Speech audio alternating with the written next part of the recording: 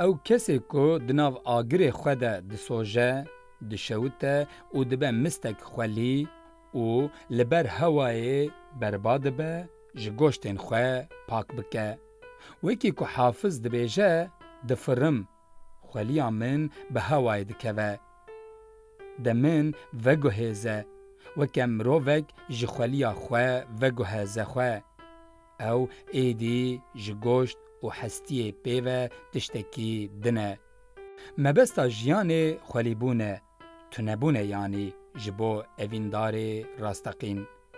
نویسکار و ادبیاتناس الهامی سیدار ده سال 1965 ده لمصر جا سیرته لباکور کردستان تیدنه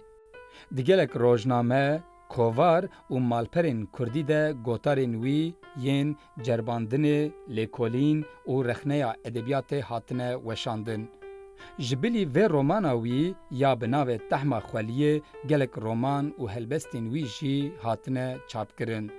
رومانا تحما خوالیه جسد و 4 رو پلان پیکته و جالیه وشان خانه آرامه و درکتیه.